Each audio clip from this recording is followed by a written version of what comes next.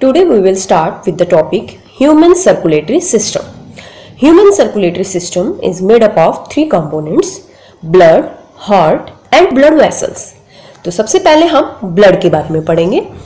Blood is made up of further two components, plasma and blood cells. Plasma 55% of blood and blood cells 45%. तो blood के अंदर ये दोनों चीजें present होती है. 55% प्लाज्मा होता है और 45% ब्लड सेल्स होती है. तो जो प्लाज्मा है उसके अंदर क्या क्या चीजें प्रेजेंट होती है?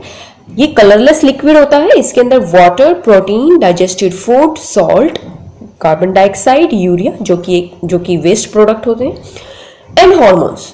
ये चीजें प्रेजेंट होती है हमारे प्लाज्मा के अंदर. And blood cells, RBCs, WBCs and platelets.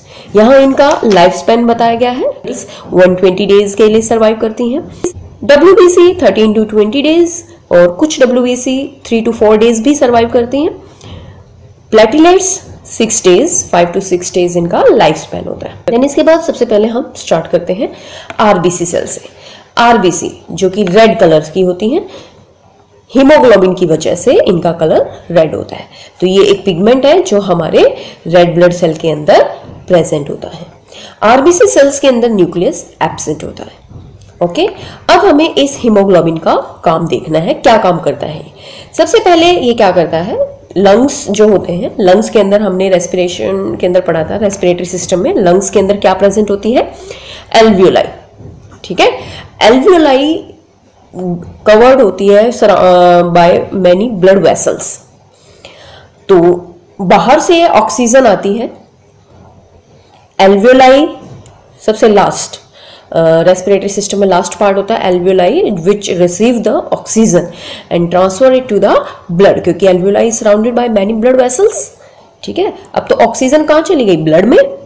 ठीक है, ऑक्सीजन ब्लड में चली गई. अब ये लंग से ऑक्सीजन को ब्लड लेकर के जा रहा है कहाँ तक? बॉडी टिश्यूज तक और सेल्स तक.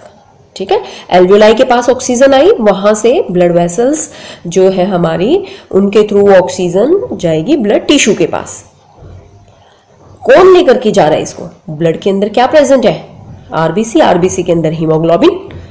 ठीक है, ये हीमोग्लोबिन इस ऑक्सीजन को एल्वियोलाई से कैरी करेगा और ट्रांसपोर्ट कर देगा बॉडी टिश्यूज में.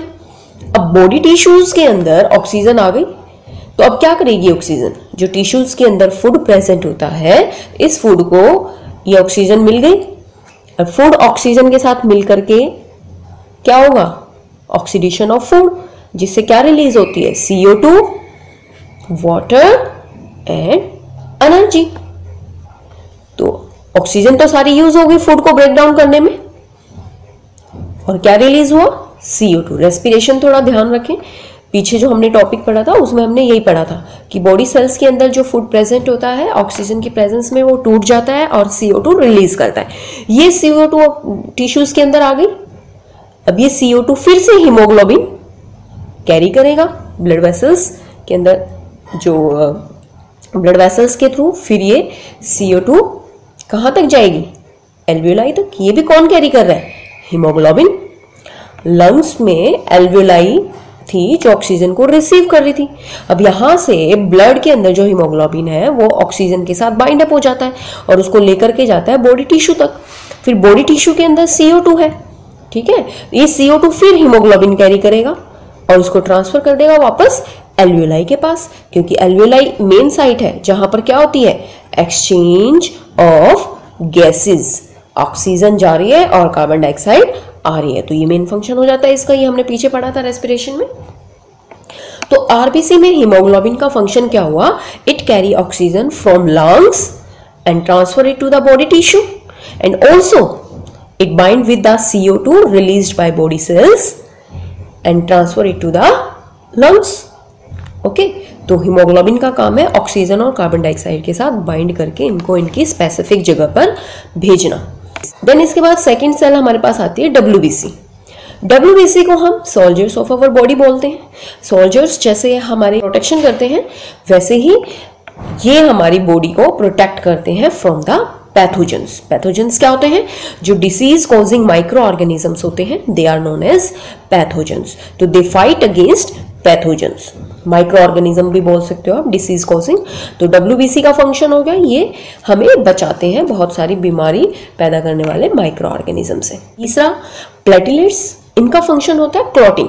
जब भी हम इंजर्ड होते हैं, तो जब ब्लीडिंग हो रही होती है, थोड़ी देर बाद ब्लीडिंग रुक जाती है, वहां पर आपको दिखेगा रुकने के बाद एक क्लॉट बन जाता है, जिसको हम बोलते हैं ब्लड क्लॉटिंग।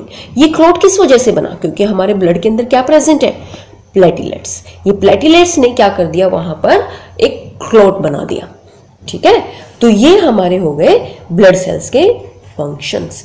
ठीक है, अब अगर हम बात करें फंक्शन ऑफ ब्लड, तो ब्लड के अंदर हमें पता है ये दोनों चीजें हैं, तो इन दोनों के कंबाइन फंक्शन हम लिख सकते हैं ना। ये वाला फंक्शन हो गया RBC, WBC, प्लेटलेट्स। इसके अलावा और क्या काम होता है? प्लाज्मा के अंदर जो हार्मोन्स होते हैं वो भी तो ब्लड में, तो ब्लड हार्मोन्स को भी इनके प्रोडक्शन वाली साइट से लेकर के जहां पर इसको अपना काम करना होता है उस ऑर्गन तक भेजता है।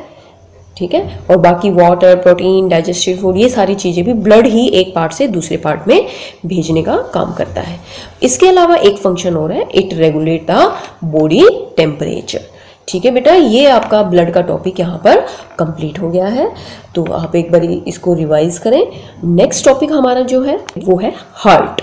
अभी हम हार्ट का पहले डायग्राम बनाना सीखेंगे, फिर हम इसकी एक्सप्लेनेशन करेंगे।